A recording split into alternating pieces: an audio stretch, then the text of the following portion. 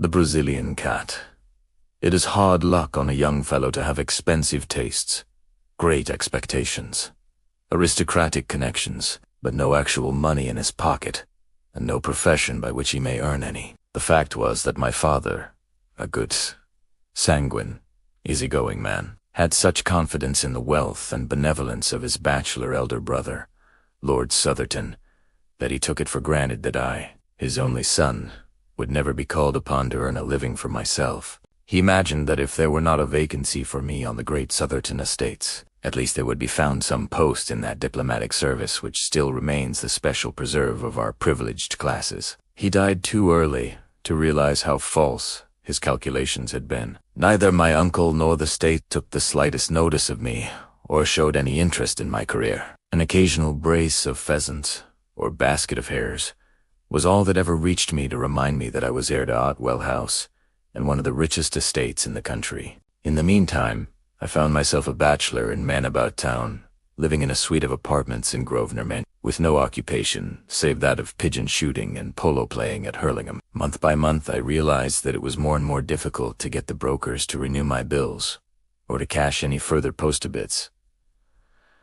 Upon an unentailed property, ruin lay right across my path, and every day I saw it clearer, nearer, and more absolutely unavoidable. What made me feel my own poverty the more was that, apart from the great wealth of Lord Southerton, all my other relations were fairly well. The nearest of these was Everard King, my father's nephew and my own first cousin, who'd spent an adventurous life in Brazil, and had now returned to this country to settle down on his fortune. We never knew how he made his money, but he appeared to have plenty of it, for he bought the estate of Greylands, near Clipton-on-the-Marsh, in Suffolk. For the first year of his residence in England he took no more notice of me than my miserly uncle. But at last one summer morning, to my very great relief and joy, I received a letter asking me to come down that very day and spend a short visit at Greylands Court.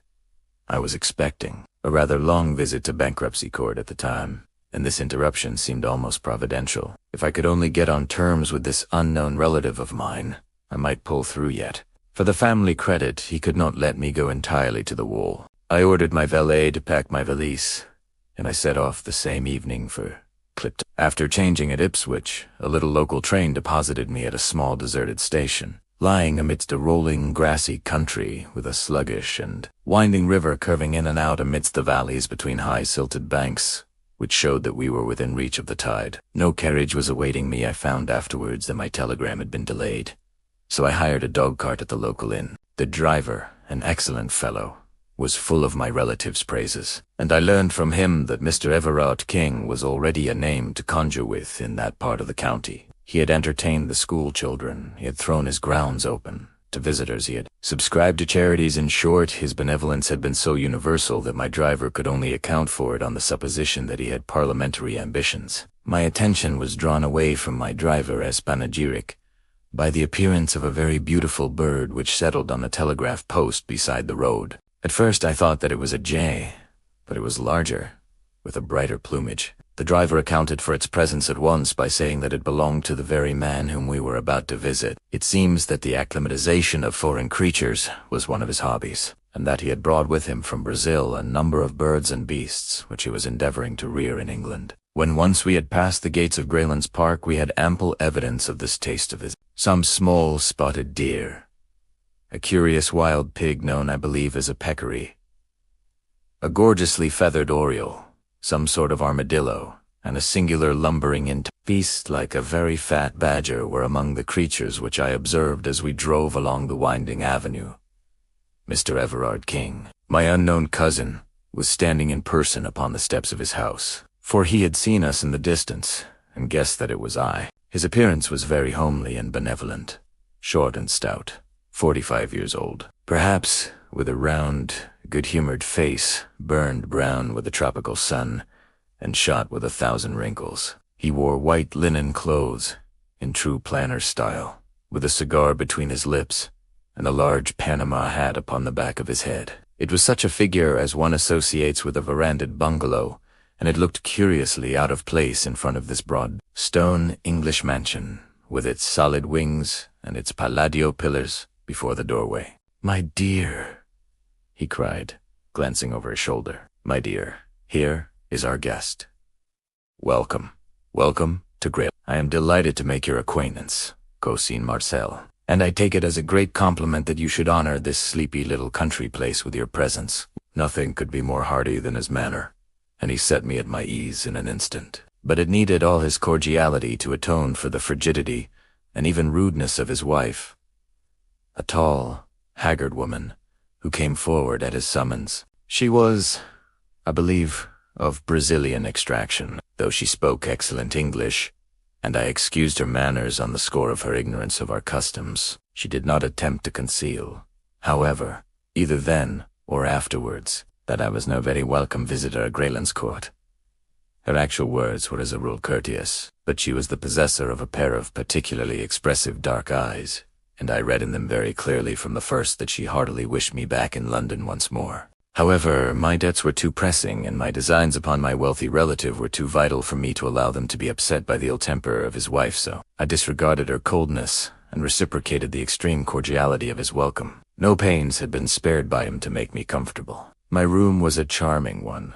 He implored me to tell him anything which could add to my happiness. It was on the tip of my tongue to inform him that a blank check would materially help towards that end, but I felt that it might be premature in the present state of our acquaintance. The dinner was excellent, and as we sat together afterwards over his Havanas and coffee, which later, he told me was specially prepared upon his own plantation, it seemed to me that all my driver's eulogies were justified, and that I had never met a more large-hearted and hospitable man. But, in spite of his cheery good nature, he was a man with a strong will and a fiery temper of his own. Of this I had an example upon the following morning. The curious aversion which Mrs. Everard King had conceived towards me was so strong that her manner at breakfast was almost offensive, but her meaning became unmistakable when her husband had quitted the room. "The best train in the day is at 12:15, said she. "But I was not thinking of going today," I answered, frankly, perhaps even defiantly, for I was determined not to be driven out by this woman. "Oh, if it rests with you," said she, and stopped with a most insolent expression in her eyes. "I am sure," I answered, "that Mr. Everard King would tell me if I were outstaying my welcome." "What's this? What's this?" said a voice, and there he was in the room. He had overheard my last words, and a glance at our faces had told him the rest. In an instant his chubby, cheery face set into an expression of absolute ferocity. "Might I trouble you to walk outside, Marshal?" said he. "I may mention that my own name is Marshal King." He closed the door behind me, and then, for an instant, I heard him talking in a low voice of concentrated passion to his wife. This gross breach of hospitality had evidently hit upon his tenderest point. I am no eavesdropper, so I walked out onto the lawn. Presently I heard a hurried step behind me, and there was the lady, her face pale with excitement, and her eyes red with tears. "My husband has asked me to apologize to you, Mr. Marshal King," said she, standing with downcast eyes before me. "Please do not say another word, Mrs. King." Her dark eyes suddenly blazed out at me. "You fool!" she hissed, with frantic vehemence, and turning on her heels swept back to the house. The insult was so outrageous, so insufferable, that I could only stand staring after her in bewilderment. I was still there when my host joined me. He was his cheery, chubby self once more. "I hope that my wife has apologized for her foolish remarks," said he. "Oh, yes, certainly." He put his hand through my arm and walked with me up and down the lawn. "You must not take it seriously," said he. "It would grieve me inexpressibly if you curtailed your visit by 1 hour. The fact is, there's no reason why there should be any concealment between relatives, that my poor dear wife is incredibly jealous. She hates that anyone, male or female, should for an instant come between us. Her ideal is a desert island and an eternal tete-a-tete. That gives you the clue to her actions, which are, I confess, upon this particular point, not very far removed from mania. Tell me that you will think no more of it." No, certainly not." "Then light this cigar and come round with me and see my little menagerie." The whole afternoon was occupied by this inspection, which included all the birds, beasts, and even reptiles which he had imported. Some were free, some in cage, a few actually in the house, He spoke with enthusiasm of his successes and his failures, his births and his deaths, and he would cry out in his delight like a schoolboy when, as we walked, some gaudy bird would flutter up from the grass, or some curious beast slink into the cover. Finally, he led me down a corridor which extended from one wing of the house. At the end of this, there was a heavy door with a sliding shutter in it, and beside it there projected from the wall an iron handle attached to a wheel and a drum. A line of stout bars extended across the passage. "I am about to show you the jewel of my collection," said he. "There is only one other specimen in Europe, now that the Rotterdam cub is dead. It is a Brazilian cat. But how does that differ from any other cat?" "You will soon see that," said he, laughing. "Will you kindly draw that shutter and look through?" I did so, and found that I was gazing into a large, empty room with stone flags and small, barred windows upon the farther wall. In the center of this room, lying in the middle of a golden patch of sunlight, there was stretched a huge creature, as large as a tiger, but as black and sleek as ebony. It was simply a very enormous and very well-kept black cat, and it cuddled up and basked in that yellow pool of light exactly as a cat would do. It was so graceful, so sinewy, and so gently and smoothly diabolical that I could not take my eyes from the opening. "Isn't he splendid?" said my host, enthusiastically. "Glorious. I never saw such a noble creature. Some people call it a black puma, but really it is not a puma at all. That fellow is nearly 11 feet from tail to tip. 4 years ago, he was a little ball of black fluff, with 2 yellow eyes staring out of it. He was sold me as a newborn cub up in the wild country at the headwaters of the Rio Negro. They speared his mother to death after she had killed a dozen of them. They are ferocious. Then, the most absolutely treacherous and bloodthirsty creatures upon earth. You talk about a Brazilian cat to an upcountry Indian, and see him get the jumps. They prefer humans to game. This fellow has never tasted living blood yet, but when he does, he will be a terror. At present, he won't stand anyone but me in his den. Even Baldwin, the groom, dare not go near him.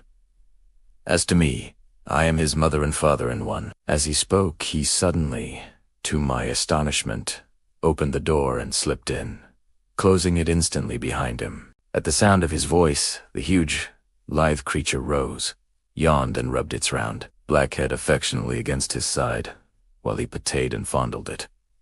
"Now, Tommy, into your cage," said he. The monstrous cat walked over to one side of the room and coiled itself up under a grating. Everard King came out, and taking the iron handle which I have mentioned, he began to turn it. As he did so, the line of bars in the corridor began to pass through a slot in the wall and closed up the front of this grating, so as to make an effective cage. When it was in position, he opened the door once more and invited me into the room, which was heavy with the pungent, musty smell peculiar to the great carnivora. "That's how we work it," said he. "We give him the run of the room for exercise, and then at night we put him in his cage. You can let him out by turning the handle from the passage, or you can, as you have seen, coop him up in the same way." No, you should not do that." I had put my hand between the bars to pat the glossy, heaving flank. He pulled it back, with a serious face. "I assure you that he is not safe. Don't imagine that because I can take liberties with him anyone else can. He's very exclusive in his friends. Aren't you, Tommy?" He hears his lunch coming to him. "Don't you, boy?" A step sounded in the stone-flagged passage, and the creature had sprung to his feet and was pacing up and down the narrow cage, his yellow eyes gleaming and his scarlet tongue rippling and quivering over the white line of his jagged teeth. A groom entered with a coarse joint upon a tray and thrust it through the bars to him. He pounced lightly upon it, carried it off to the corner, and there, holding it between his paws, tore and wrenched at it, raising his bloody muzzle every now and then to look at us. It was a malignant and yet fascinating sight. "You can't wonder that I am fond of him, can you?" said my host, as we left the room. "Especially when you consider that I have had the rearing of him. It was no joke bringing him over from the center of South America. But here he is, safe and sound, and, as I have said, far the most perfect specimen in Europe. The people at the zoo are dying to have him, but I really can't part with him. Now, I think that I have inflicted my hobby upon you long enough, so we cannot do better than follow Tommy's example and go to our lunch." My South American relative was so engrossed by his grounds and their curious that I hardly gave him credit at first for having any interests outside them. That he had some, and pressing ones, was soon borne in upon me by the number of telegrams which he received. They arrived at all hours, and were always opened by him with the utmost eagerness and anxiety upon his face. Sometimes I imagined that it must be the turf, and sometimes the stock exchange. But certainly he had some very urgent business going forwards, which was not transacted upon the downs of Suffolk. During the 6 days of my visit, he had never fewer than 3 or 4 telegrams a day, and sometimes as many as 7 or 8. I had occupied these 6 days so well that by the end of them I had succeeded in getting upon the most cordial terms with my cousin. Every night we had sat up late in the billiard room, he telling me the most extraordinary stories of his adventures in America. Stories so desperate and reckless that I could hardly associate them with the brown little chubby man before me. In return, I ventured upon some of my own reminiscences of London life, which interested him so much that he vowed he would come up to Grosvenor Mansions and stay with me. He was anxious to see the faster side of city life, and certainly, though I say it, he could not have chosen a more competent guide. It was not until the last day of my visit that I ventured to approach that which was on my mind. I told him frankly about my pecuniary difficulties and my impending ruin, and I asked his advice, though I hoped for something more solid. He listened attentively, puffing hard at his cigar. "But surely," said he, "you are the heir of our relative, Lord Southerton." "I have every reason to believe so, but he would never make me any allowance." No, I have heard of his miserly ways. My poor Marshal, your position has been a very hard one. By the way, have you heard any news of Lord Southerton's health lately? He has always been in a critical condition, ever since my childhood. Exactly. A creaking hinge, if ever there was one. Your inheritance may be a long way off. Dear me, how awkwardly situated you are. I had some hopes, sir, that you, knowing all the facts, might be inclined to advance. Don't say another word, my dear boy, he cried, with the utmost cordiality. We shall talk it over tonight, and I give you my word that whatever's in my power shall be done. I was not sorry that my visit was drawing to a close, for it is unpleasant to feel that there is one person in the house who eagerly desires your departure. Mrs. King's sallow face and forbidding eyes had become more and more hateful to me. She was no longer actively rude. Her fear of her husband prevented her, but she pushed her insane. Jealousy to the extent of ignoring me, never addressing me, and in every way making my stay at Greylands as uncomfortable as she could. So offensive was her manner during that last day that I should certainly have left had it not been for that interview with my host in the evening, which would, I hoped, retrieve my broken fortunes. It was very late when it occurred, for my relative, who had been receiving even more telegrams than usual during the day, went off to his study after dinner, and only emerged when the household had retired to bed. I heard him go round locking the doors, as custom was of a night, and finally he joined me in the billiard room. His stout figure was wrapped in a dressing gown, and he wore a pair of red Turkish slippers without any heels. Settling down into an armchair, he brewed himself a glass of grog, in which I could not help noticing that the whiskey considerably predominated over the water. "My word," said he, "what a night it was, indeed." The wind was howling and screaming round the house, and the latticed windows rattled and shook as if they were coming in. The glow of the yellow lamps and the flavor of our cigars seemed the brighter and more fragrant for the contrast. "No, my boy," said my host, "we have the house and the night to ourselves. Let me have an idea of how your affairs stand, and I will see what can be done to set them in order. I wish to hear every detail." Thus encouraged, I entered into a long exposition, in which all my tradesmen and creditors, from my landlord to my valet, figured in turn. I had notes in my pocket-book, and I marshaled my facts, and gave, I flatter myself, a very businesslike statement of my own unbusinesslike ways and lamentable position. I was depressed, however, to notice that my companion's eyes were vacant and his attention elsewhere. When he did occasionally throw out a remark, it was so entirely perfunctory and pointless that I was sure he had not, in the least, followed my remarks. Every now and then he roused himself and put on some show of interest, asking me to repeat or to explain more fully, but it was always to sink once more into the same brown study. At last he rose and threw the end of his cigar into the grate. "I'll tell you what, my boy," said he, "I never had a head for figures, so you will excuse me. You must jot it all down upon paper, and let me have a note of the amount. I'll understand it when I see it in black and white." The proposal was encouraging. I promised to do so.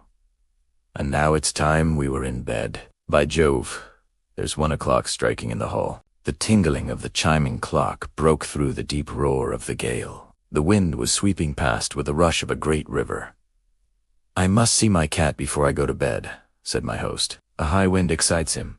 Will you come?" "Certainly," said I, "then tread softly and don't speak, for everyone is asleep." We passed quietly down the lamplit Persian rugged hall, and through the door at the farther end. All was dark in a stone corridor, but a stable lantern hung on a hook, and my host took it down and lit it. There was no grating visible in the passage, so I knew that the beast was in its cage. "Come in," said my relative, and opened the door. A deep growling as we entered showed that the storm had really excited the creature. In the flickering light of the lantern, we saw it, a huge black mass coiled in the corner of its den and throwing a squat, uncouth shadow upon the whitewashed wall. Its tail switched angrily among the straw. "Poor Tommy is not in the best of tempers," said Everhard King, holding up the lantern and looking in at him.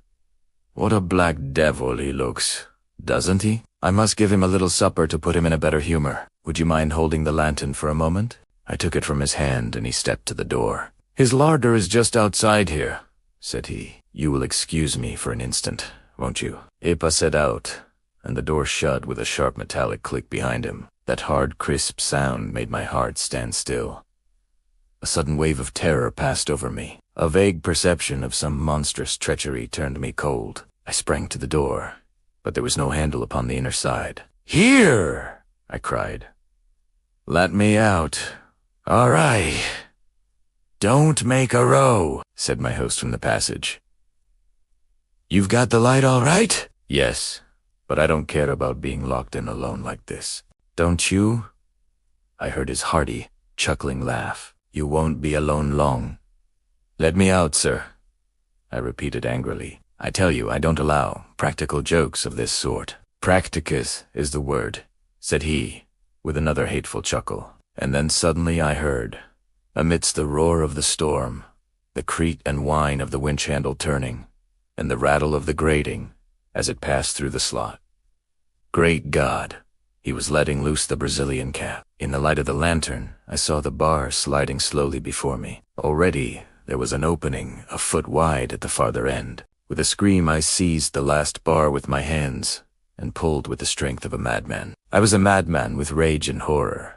For a minute or more, I held the thing motionless. I knew that he was straining with all his force upon the handle, and that the leverage was sure to overcome me. I gave inch by inch, my feet sliding along the stones, and all the time I begged and prayed this inhuman monster to save me from this horrible death. I conjured him by his kinship. I reminded him that I was his guest. I begged to know what harm I had ever done him. His only answers were the tugs and jerks upon the handle, each of which, in spite of all my struggles, pulled another bar through the opening. Clinging and clutching, I was dragged across the whole front of the cage, until at last, with aching wrists and lacerated fingers, I gave up the hopeless struggle. The grating clanged back as I released it, and an instant later I heard the shuffle of the Turkish slippers in the passage, and the slam of the distant door. Then everything was silent. The creature had never moved during this time. He lay still in the corner, and his tail had ceased switching. This apparition of a man adhering to his bars and dragged screaming across him had apparently filled him with amazement. I saw his great eyes staring steadily at me. I had dropped the lantern when I seized the bars, but it still burned upon the floor, and I made a movement to grasp it, with some idea that its light might protect me. But the instant I moved, the beast gave a deep and menacing growl. I stopped and stood still, quivering with fear in every limb. The cat, if one may call so fearful a creature by so homely a name, was not more than 10 feet from me. The eyes glimmered like 2 discs of phosphorus in the darkness. They appalled and yet fascinated me. I could not take my own eyes from them. Nature plays strange tricks with us at such moments of intensity, and those glimmering lights waxed and waned with a steady rise and fall. Sometimes they seemed to be tiny points of extreme brilliancy, little electric sparks in the black obscurity. Then they would widen and widen until all that corner of the room was filled with their shifting and sinister light. And then suddenly, they went out altogether. The beast had closed its eyes. I do not know whether there may be any truth in the old idea of the dominance of the human gaze, or whether the huge cat was simply drowsy, but the fact remains that, far from showing any symptom of attacking me, it simply rested its sleek, black head upon its huge forepaws and seemed to sleep. I stood, fearing to move lest I should rouse it into malignant life once more, but at least I was able to think clearly now that the baleful eyes were off me. Here I was shut up for the night with the ferocious beast. My own instincts, to say nothing of the words of the plausible villain who laid this trap for me, warned me that the animal was as savage as its master. How could I stave it off until morning? The door was hopeless, and so were the narrow, barred windows. There was no shelter anywhere in the bare, stone-flagged room. To cry for assistance was absurd. I knew that this den was an outhouse, and that the corridor which connected it with the house was at least 100 feet long. Besides, with the gale thundering outside, my cries were not likely to be heard. I had only my own courage and my own wits to trust. And then, with a fresh wave of horror, my eyes fell upon the lantern. The candle had burned low and was already beginning to gutter. In 10 minutes, it would be out. I had only 10 minutes, then, in which to do something. For I felt that if I were once left in the dark with that fearful beast, I should be incapable of action. The very thought of it paralyzed me. I cast my despairing eyes round this chamber of death, and they rested upon one spot which seemed to promise, I will not say safety, but less immediate and imminent danger than the open floor. I have said that the cage had a top as well as a front, and this top was left standing when the front was wound through the slot in the wall. It consisted of bars at a few inches interval, with stout wire netting between, and it rested upon a strong stanchion at each end. It stood now as a great barred canopy over the crouching figure in the corner. The space between this iron shelf and the roof may have been from 2 or 3 feet. If I could only get up there, squeezed in between bars and ceiling, I should have only one vulnerable side. I should be safe from below, from behind, and from each side.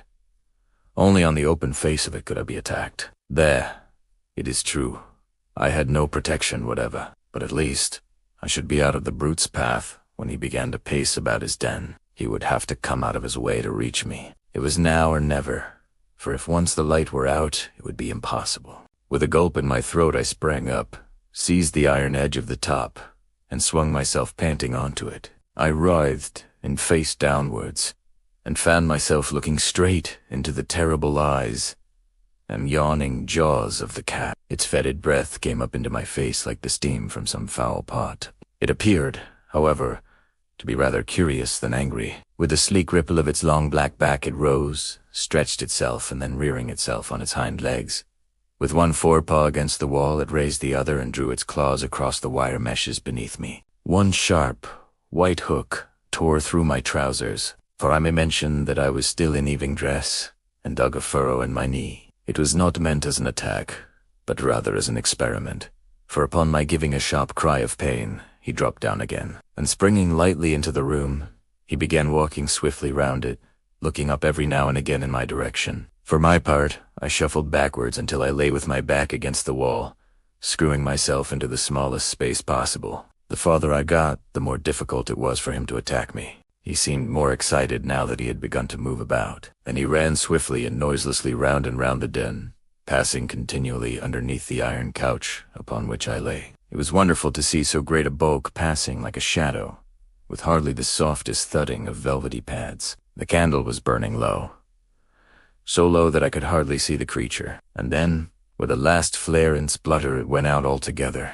I was alone with the cat in the dark. It helps one to face a danger when one knows that one has done all that possibly can be done. There is nothing for it then but to quietly await the result. In this case, there was no chance of safety anywhere except the precise spot where I was. I stretched myself out, therefore, and lay silently, almost breathlessly, hoping that the beast might forget my presence if I did nothing to remind him. I reckoned that it must already be 2 o'clock. At 4, it would be full dawn. I had not more than 2 hours to wait for daylight. Outside, the storm was still raging, and the rain lashed continually against the little windows. Inside, The poisonous and fetid air was overpowering. I could neither hear nor see.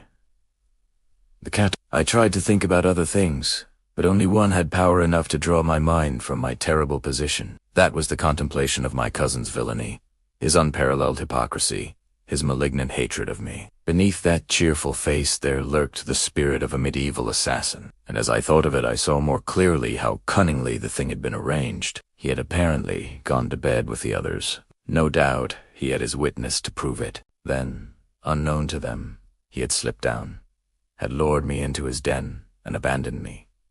His story would be so simple. He had left me to finish my cigar in the billiard room. I had gone down on my own account to have a last look at the cat. I had entered the room without observing that the cage was opened, and I had been caught. How could such a crime be brought home to him? Suspicion, perhaps, but proof, never. How slowly those dreadful 2 hours went by. Once I heard a low, rasping sound, which I took to be the creature licking its own fur. Several times those greenish eyes gleamed at me through the darkness, but never in a fixed stare, and my hopes grew stronger that my presence had been forgotten or ignored. At last, the least faint glimmer of light came through the windows. I first dimly saw them as 2 gray squares upon the black wall. Then gray turned to white, and I could see my terrible companion once more. And he, alas, could see me. It was evident to me at once that he was in a much more dangerous and aggressive mood than when I had seen him last. The cold of the morning had irritated him, and he was hungry as well. With a continual growl, he paced swiftly up and down the side of the room which was farthest from my refuge, his whiskers bristling angrily, and his tail switching and lashing. As he turned at the corners, his savage eyes always looked upwards at me with a dreadful menace. I knew then that he meant to kill me. Yet, I found myself even at that moment admiring the sinuous grace of the devilish thing, its long undulating, rippling movements, the gloss of its beautiful flanks, the vivid palpitating scarlet of the glistening tongue which hung from the jet-black muzzle. And all the time that deep, threatening growl was rising and rising in an unbroken crescendo. I knew that the crisis was at hand. It was a miserable hour to meet such a death, so cold, so comfortless.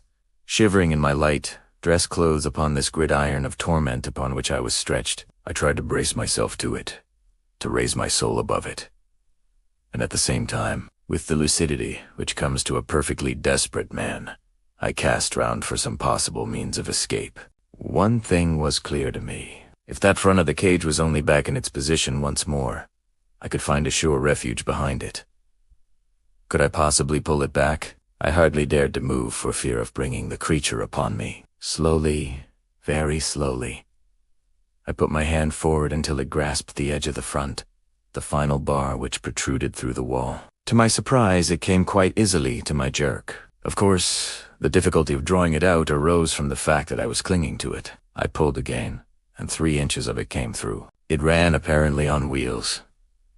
I pulled again, and then the cat sprang. It was so quick, so sudden, that I never saw it happen. I simply heard the savage snarl, and in an instant afterwards the blazing yellow eyes, the flattened black head with its red tongue and flashing teeth, were within reach of me. The impact of the creature shook the bars upon which I lay, until I thought, as far as I could think of anything at such a moment, that they were coming down. The cat swayed there for an instant, the head and front paws quite close to me, the hind paws clawing to find a grip upon the edge of the grating. I heard the claws rasping as they clung to the wire netting, and the breath of the beast made me sick. But its bound had been miscalculated. It could not retain its position. Slowly, grinning with rage, and scratching madly at the bars, it swung backwards and dropped heavily upon the floor. With a growl, it instantly faced round to me and crouched for another spring. I knew that the next few moments would decide my fate. The creature had learned by experience. It would not miscalculate again. I must act promptly, fearlessly, if I were to have a chance for life.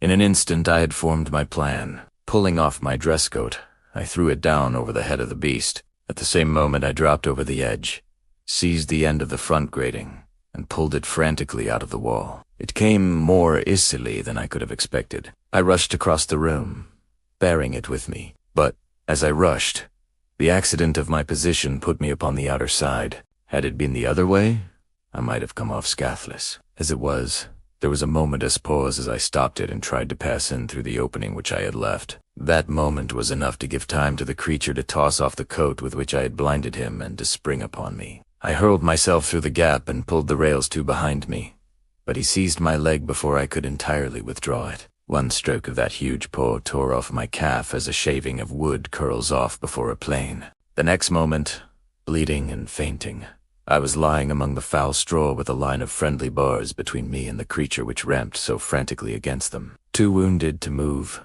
and too faint to be conscious of fear.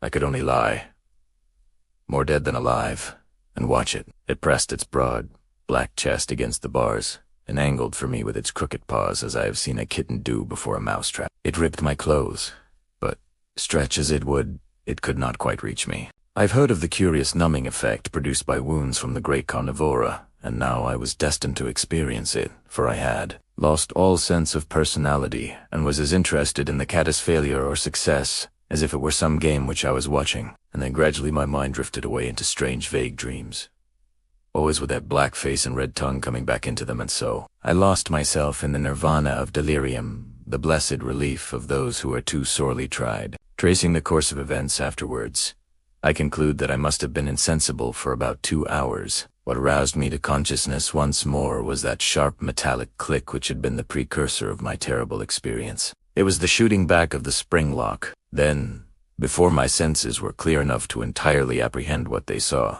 I was aware of the round, benevolent face of my cousin peering in through the open door. What he saw evidently amazed him. There was the cat, crouching on the floor. I was stretched upon my back in my shirt sleeves within the cage, my trousers torn to ribbons, and a great pool of blood all round me. I can see his amazed face now, with the morning sunlight upon it. It paid at me, and peered again. Then he closed the door behind him, and advanced to the cage to see if I were really dead. I cannot undertake to say what happened. I was not in a fit state to witness or to chronicle such events. I can only say that I was suddenly conscious that his face was away from me, that he was looking towards the animal. "Good old Tommy!" he cried. "Good old Tommy!" Then he came near the bars, with his back still towards me. "Down, you stupid beast," he roared. "Down, sir. Don't you know your master?" Suddenly, even in my bemuddled brain, a remembrance came of those words of his when he had said that the taste of blood would turn the cat into a fiend. My blood had done it, but he was to pay the price. "Get away!" he screamed. "Get away, you devil!" Baldwin. Oh, my God. And then I heard him fall, and rise, and fall again, with a sound like the ripping of sacking. His screams grew fainter until they were lost in the worrying snarl. And then after I thought that he was dead, I saw as in a nightmare a blinded, tattered, blood-soaked figure running wildly round the room, and that was the last glimpse which I had of him before I fainted once again. I was many months in my recovery. In fact, I cannot say that I have ever recovered, for to the end of my days I shall carry a stick as a sign of my night with the Brazilian cat. Baldwin, the groom, and the other servants could not tell what had occurred when, drawn by the death cries of their master, they found me behind the bars, and his remains, or what they afterwards discovered to be his remains, in the clutch of the creature which he had reared. They stalled him off with hot irons, and afterwards shot him through the loophole of the door, before they could finally extricate me. I was carried to my bedroom, and there, under the roof of my would-be murderer, I remained between life and death for several weeks. They had sent for a surgeon from Clipton and a nurse from London, and in a month I was able to be carried to the station, and so conveyed back once more to Grosvenor Mansion. I have one remembrance of that illness, which might have been part of the ever-changing panorama conjured up by a delirious brain were it not so definitely fixed in my memory.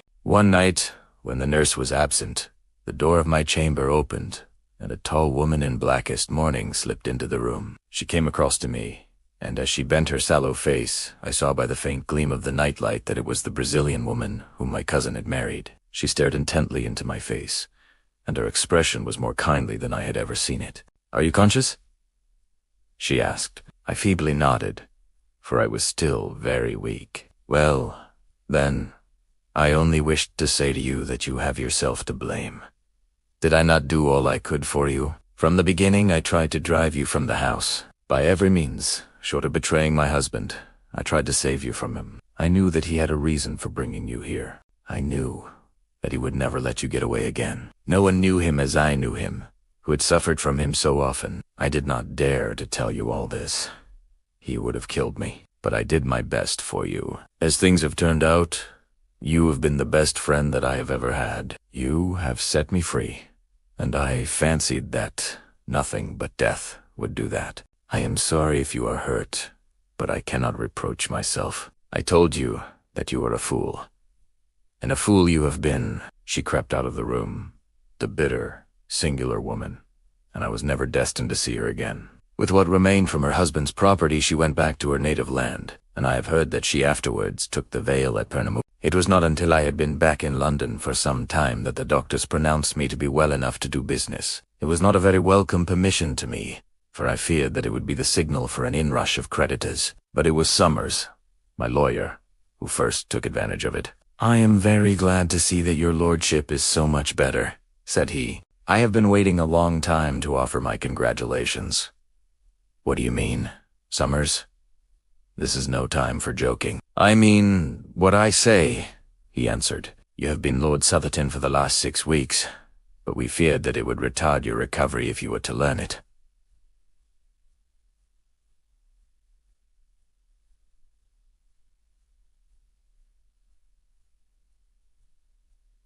Lord Southerton, one of the richest peers in England. I could not believe my ears. And then suddenly I thought of the time which had elapsed, and how it coincided with my injuries. Then Lord Southerton must have died about the same time that I was hurt. His death occurred upon that very day. Summers looked hard at me as I spoke, and I am convinced, for he was a very shrewd fellow, that he had guessed the true state of the case. He paused for a moment as if awaiting a confidence from me, but I could not see what was to be gained by exposing such a family scandal. "Yes, a very curious coincidence," he continued, with the same knowing look. "Of course, you are aware that your cousin Everard King was the next heir to the estates. Now, if it had been you, instead of him who had been torn to pieces by this tiger, or whatever it was, then of course he would have been Lord Southerton. At the present moment." "No doubt," said I. "And he took such an interest in it," said Summers. "I happen to know that the late Lord Southerton's valet was in his pay, and that he used to have telegrams from him every few hours to tell him how he was getting on. That would be about the time when you were down there. Was it not strange that he should wish to be so well informed, since he knew that he was not the direct heir?" "Very strange," said I. "And now, Summers, if you will bring me my bills and a new checkbook, we will begin to get things into order."